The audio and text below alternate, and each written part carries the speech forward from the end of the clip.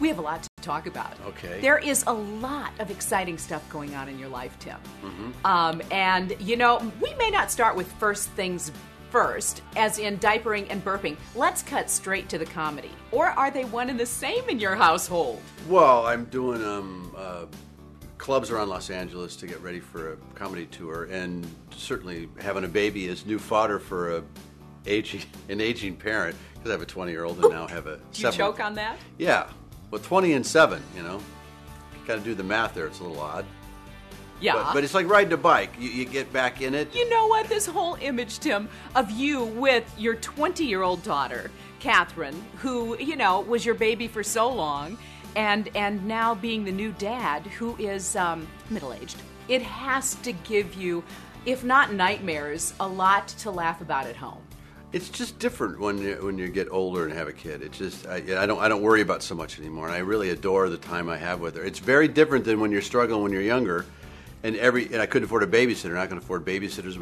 And Jane and I can get out, and I'm able to really enjoy the little moments. I'm not so worried about her anymore. I've seen some of this happen before, and it is like riding a bike. And washing her and bathing her and all the diaper stuff is kind of interesting. Well, not interesting. I sound like a scientist, but. And then they have technology now that's cool. I have cameras on her crib that I can pick up on my iPhone, which is I can monitor the baby, which is going to annoy her when she's 18, because I'm having one planted on her head so I can watch her at all times. You're doing so much in your life. Yes, we were talking about baby Elizabeth, and that is, I mean, all-consuming in so many respects. Even if you do have the money to afford a nanny and good help for her, you're still a very hands-on dad, which I commend you for. Both of us are hands-on. Fantastic. There's no question about that. I said it's just different, and she's every day. I'm so grateful to have that new person in my life, and I've had several friends that are older parents that I love the evolution of it. And when you get to be a little bit older, you tend to respect the growth of the kid and the little stages of the kid. I'm just much more involved in watching her development. I don't know what I just said. I sounded exactly like something on 60 Minutes just then. And there was nothing up here. There's nothing going on in here. Absolutely nothing was happening. You put your heart and soul into this project. It's called Crazy on the Outside. Crazy on the Outside. I love this script, and it's been a passion for me for 2 years. It's just a big comedy. It's not like Passion of the Christ or anything like that. And I got to get Pillett and Peasley, the writers, credit.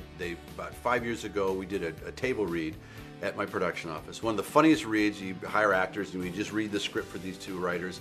We couldn't even get through it. It's terrifically fast-paced. It was a little rough. The Disney guys looked at it, probably the funniest movie they'd read. It was a little adult theme for them, even for Touchstone. So I put it away for a while. I kept reading other scripts. I said, I want to do that, but I'm a very particular comedian. It's about timing to me, and I've always been a little disappointed in comedies, both of the ones that I've been in, a little disappointed at how the director decided to do the edit. So I talked to some friends that have directed movies, Kevin Costner, number one, and he said, well, you've always wanted to do this. The only way you have control over that edit is if you're the director. And I went, what does that mean I got to do? And I directed movies in college and film school, and it was a big leap of faith for me to do it because I'm working with, I had to go then do the audition process, casting, set design, and I asked other directors I know, Barry Sonnenfeld. You really have to just get 800 decisions a day, half of which you don't know what you said yes to. Thank you, Barry. I am ready for Buzz Lightyear 3.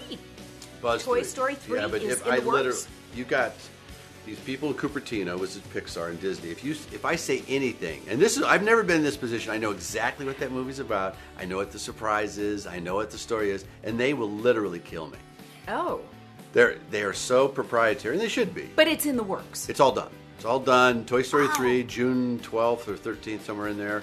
It's wonderful. It's the best of the three. It's the magic of Pixar's writers. It's the magic of Disney and Pixar together. It's the best of all three. Although 2's got great parts, and 1 is of course the original, but 3, too much Hanks in it. I will say that. There's way too much Woody in it.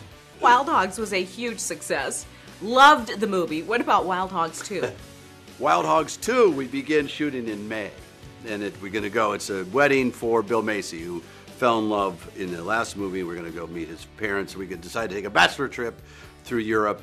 And based on just an early draft of the script, I will say it's hysterical. I mean, it's gotten better. It's really gotten better. Do people still recognize you more from Home Improvement, or is it now for movie roles, or is it for the voice, Buzz Lightyear?